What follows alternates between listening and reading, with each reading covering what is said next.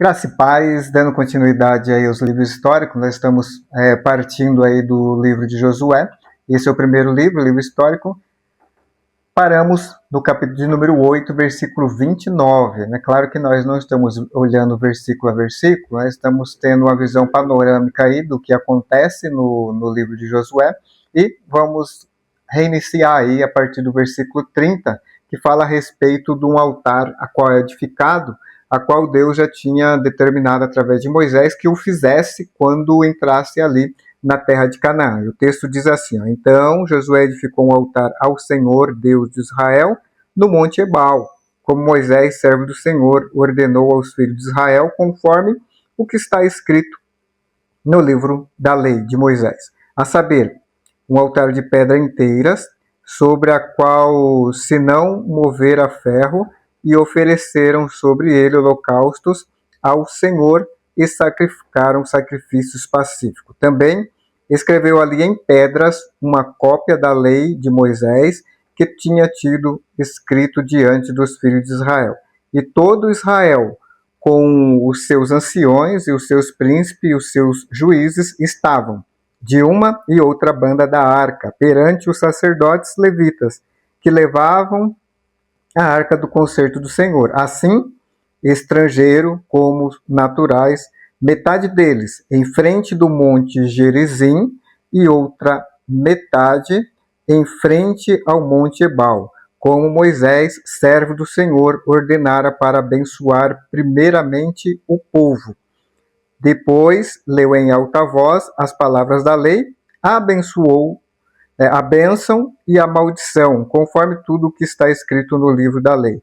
Palavra nenhuma houve de tudo que Moisés ordenara que Josué não lesse perante toda a congregação de Israel, e das mulheres, e dos meninos, e dos estrangeiros que andavam no meio deles. É isso. Então, aqui eles entram na terra de Canaã, já estão adiantados aí, venceram pelo menos duas cidades, a cidade de Jericó e a cidade de Ai, e aqui eles fazem esse momento de cumprir aquilo que Moisés já tinha determinado.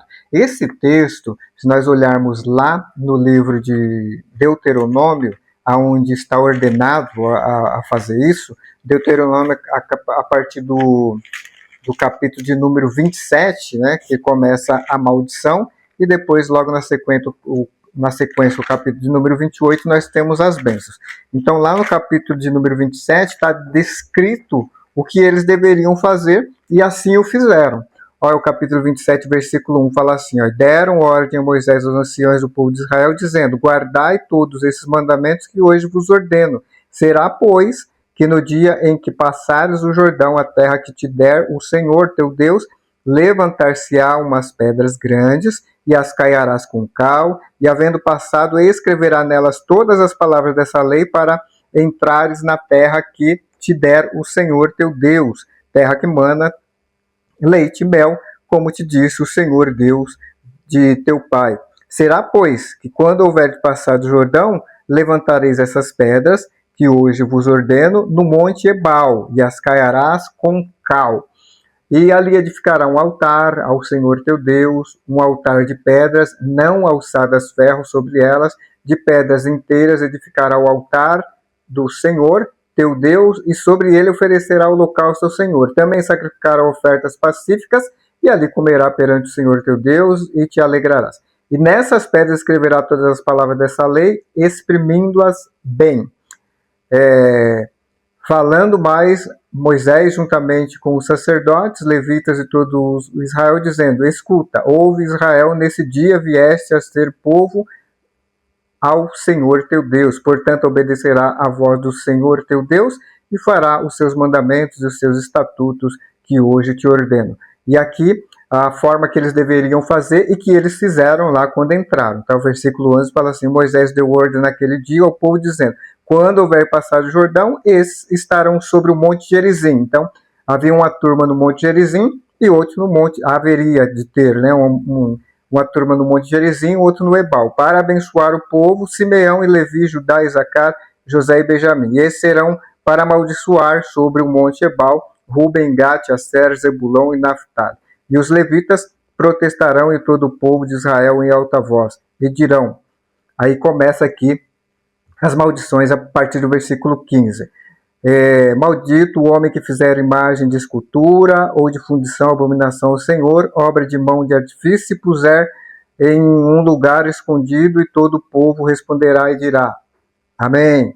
Maldito aquele que desprezar o teu pai ou a tua mãe, todo o povo dirá, amém, assim seja. Então, aqui está relacionado às maldições, a partir do versículo 15, e a partir do capítulo de número 28, versículo 1, começa a falar as bênçãos que deveriam ser recitadas. E começa assim, e será que se ouvires a voz do Senhor teu Deus, tendo cuidado de guardar todos os seus mandamentos que te ordeno, hoje o Senhor teu Deus te exaltará sobre todas as nações da terra, e todas essas bênçãos virão e te alcançarão quando ouvirdes a voz do Senhor teu Deus. E aí começa, a partir do versículo de número 3, as bênçãos ditas, que é a primeira, bendito será tu na cidade, bendito será no campo, bendito o fruto do teu ventre, o fruto da tua terra, o fruto dos teus animais, e a criação das tuas vacas, os rebanhos das tuas ovelhas, bendito o cesto e a tua amassadeira, bendito será o entrares, bendito será o saíres,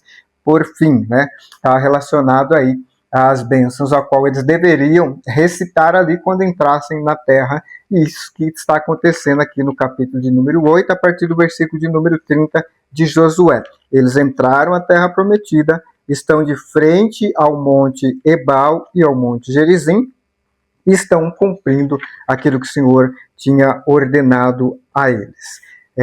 Nós temos que ter em mente o quê? O livro de Josué, então, ele relaciona aqui o que é o contexto dele aqui, o que acontece aqui. É a entrada do povo de Israel ali na terra de Canaã, e a conquista. Então, o que nós temos aqui nesses capítulos é essa história, a história da conquista da terra, tá? Ao início, a primeira cidade, Jericó, depois e assim por diante, eles vão adentrando ali na terra de Canaã e alcançando ali as suas vitórias. No capítulo de número 9, nós temos uma história bem peculiar, que o que aconteceu aqui é que os gibeonitas, olhando a situação que o povo de Israel estava vindo, vencendo, conquistando, eles armam uma estratégia, né? Se você ler o texto aí, eles pegam pão embolorado, pegam odres mais envelhecidos e se apresentam a Josué como vindo de terra muito longe e querem fazer ali aliança com o povo de Israel, e acaba por fazer, tá? O versículo 14 é um alerta aqui em que eles não atentaram, tá? Assim, ó, capítulo 9, versículo 14. Então aqueles homens de Israel, tomando da sua provisão, e não pediram conselho à boca do Senhor, versículo 15. E Josué fez paz com eles e fez um concerto com eles, que ele daria a vida, e os príncipes das congregações lhes prestaram juramentos. Então, está aqui o grande problema aqui do povo, não pedir conselho ao Senhor, e fizeram aliança aqui com os gibeonitas.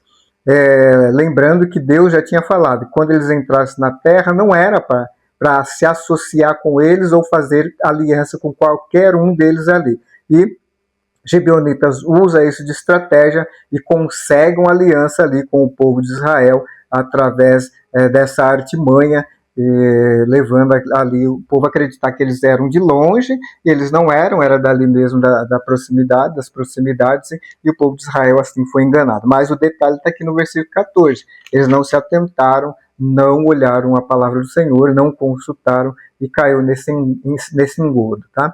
A partir do capítulo de número 10, nós já temos os gibeonitas aí dando trabalho aqui para o povo de Israel. Por quê? Os reinos ali, eles veem que os gibeonitas fazem aliança ali com o povo de Israel e vão atacar eles, né? E aqui, a partir do versículo de número 6, nós vemos os gibeonitas pedindo aí ajuda para Josué. Dá uma olhada lá, o capítulo 10, versículo 6. Enviaram, pois, os homens de Gibeão a Josué ao arraial de Gilgal, dizendo, não retires tuas mãos de teus servos, sobe apressadamente a nos livrar, e livra-nos e ajuda-nos. Portanto, todos os reis dos amorreus que habitam na montanha se ajuntaram contra nós. Então está aqui já os gibeonitas ali causando problema ali para o povo de Israel após essa aliança, em que eles estão vistos em aperto, né, e recorre à aliança que tinha feito, né, aí, né, podemos dizer assim, problema de quem aceitou a aliança, agora tem um compromisso, e o povo de Israel, através de Josué, ali vai socorrê-los eles, tá? E aí nós temos aqui o versículo 7, fala, então subiu Josué de Gigal, ele e toda a gente de guerra com eles, e todos os valentes e valorosos. E aí o versículo 8, o Senhor falando com ele, né? E o Senhor disse a Josué, não os temas, porque os tenho dado à tua mão, nenhum deles parará diante de ti. Deus o animando ali, que o daria a vitória para eles. No versículo de número 11, nós temos um relato interessante, fala assim, ó, e sucedeu que fugindo eles diante de Israel, né, o povo que estava ali contra os gibeonitas, e que o povo de Israel foi ali contra eles, eles começaram a fugir. Versículo 11. Ó, sucedeu que fugindo eles diante de Israel, a descida de Bet-Horon, o Senhor lançou sobre eles do céu grandes pedras até Azecá, e morreram. E foram muito mais os que morreram das pedras da Saraiva do que os filhos de Israel mataram a espada. Você vê a ajuda do Senhor ali sendo crucial para eles aqui. O detalhe é que, né, com aquele ataque divino ali através da Saraiva, morreu muito mais do que aquilo que o exército ali juntamente com Josué tinha matado. E aí nós temos uma história bem conhecida, que recorrente ela é citada, que é a questão do sol parar, né? Em meio a essa batalha, houve essa necessidade que está aqui registrada no capítulo 10, a partir do versículo 12. Então Josué falou ao Senhor no dia em que o Senhor deu os amorreus na sua mão dos filhos de Israel, e disse aos olhos dos israelitas, sol, detente em Gibeão, e tu, lua, no vale de Aijalon. E o sol se deteve, e a lua parou, até que o povo se vingou de seus inimigos. Então está aqui Josué fazendo esse pedido para que o dia ali fosse estendido, já que o povo ali facilmente fugiria, porque eles tinham conhecimento ali do território, o povo de Israel não. E ele pediu a Deus ali que o sol parasse, e o sol parou, enfim, eles conseguiram grande vitória ali, tá? A partir do versículo 16 está a relação aí de reis, né, que foram vencidos. A partir do versículo 28 também começa